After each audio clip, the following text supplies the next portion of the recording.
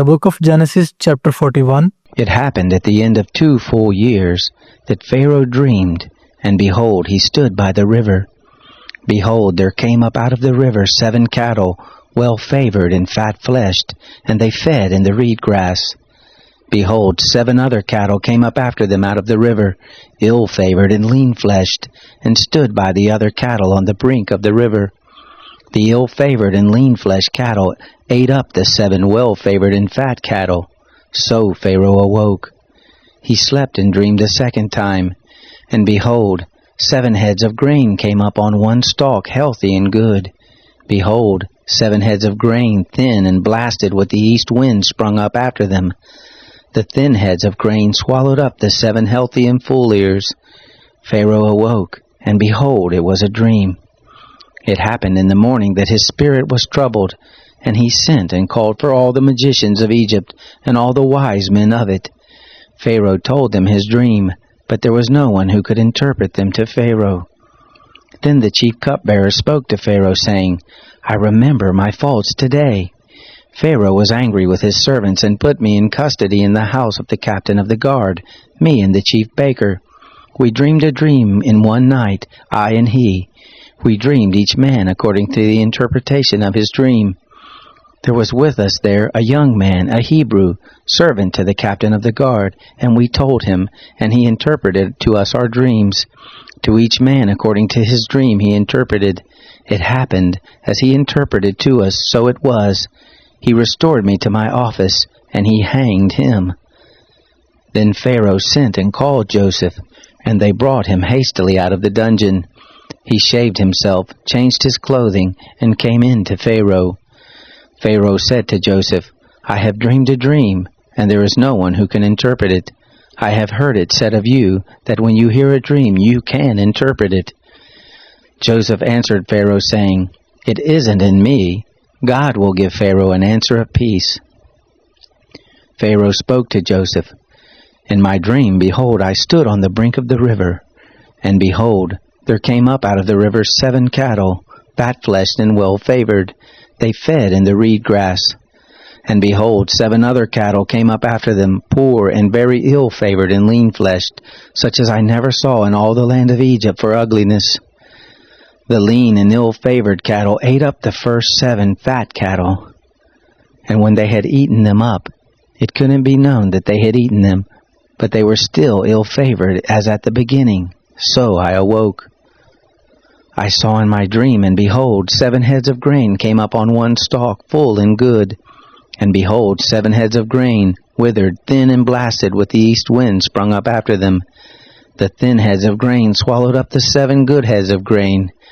I told it to the magicians, but there was no one who could explain it to me.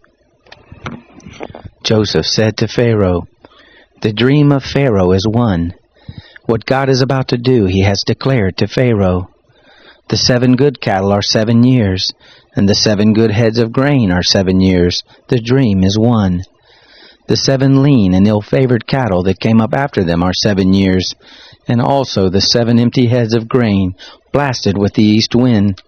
They will be 7 years of famine. This is the thing which I spoke to Pharaoh. What God is about to do, he has shown to Pharaoh. Behold, there come 7 years of great plenty throughout all the land of Egypt. There will arise after them 7 years of famine, and all the plenty will be forgotten in the land of Egypt. The famine will consume the land, and the plenty will not be known in the land by reason of that famine which follows, for it will be very grievous. The dream was double to Pharaoh, because the thing is established by God, and God will shortly bring it to pass. Now therefore let Pharaoh look for a discreet and wise man, and set him over the land of Egypt. Let Pharaoh do this, and let him appoint overseers over the land, and take up the 5th part of the land of Egypt's produce in the 7 plenteous years. Let them gather all the food of these good years that come, and lay up grain under the hand of Pharaoh for food in the cities, and let them keep it. The food will be for a store to the land against the 7 years of famine, which will be in the land of Egypt, that the land not perish through the famine. The thing was good in the eyes of Pharaoh and in the eyes of all his servants. Pharaoh said to his servants, Can we find such a one as this? a man in whom is the Spirit of God?" Pharaoh said to Joseph, "Because God has shown you all of this, there is none so discreet and wise as you. You shall be over my house, and according to your word will all my people be ruled. Only in the throne I will be greater than you." Pharaoh said to Joseph, "Behold, I have set you over all the land of Egypt." Pharaoh took off his signet ring from his hand and put it on Joseph's hand, and arrayed him in robes of fine linen, and put a gold chain about his neck, and he made him to ride in the second chariot which he had. They cried before him, "Bow the knee." He set him over all the land of Egypt. Pharaoh said to Joseph, "I am Pharaoh, and without you shall no man lift up his hand or his foot in all the land of Egypt." Pharaoh called Joseph's name Zaphenath-paneah, and he gave him Asenath, the daughter of Potiphera, priest of On, as a wife. Joseph went out over all the land of Egypt. Joseph was 30 years old when he stood before Pharaoh, king of Egypt. Joseph went out from the presence of Pharaoh, and went throughout all the land of Egypt. And the 7 plenteous years the earth brought forth abundantly. He gathered up all the food of the 7 years which were in the land of Egypt, and laid up the food in the cities. The food of the field which was round about every city he laid up in the same. Joseph laid up grain as the sand of the sea, very much until he stopped counting, for it was without number. To Joseph were born 2 sons before the year of famine came, whom Asenath, the daughter of Potiphera, priest of On, bore to him. Joseph called the name of the firstborn Manasseh, for he said, "God has made me forget all my toil, and all my father's house."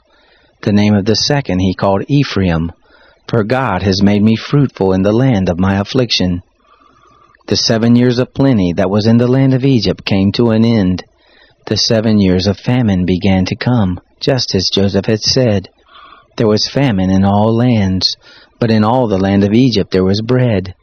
When all the land of Egypt was famished, the people cried to Pharaoh for bread, and Pharaoh said to the Egyptians, "Go to Joseph, what he says to you do." The famine was over all the surface of the earth. Joseph opened all the storehouses and sold to the Egyptians. The famine was severe in the land of Egypt.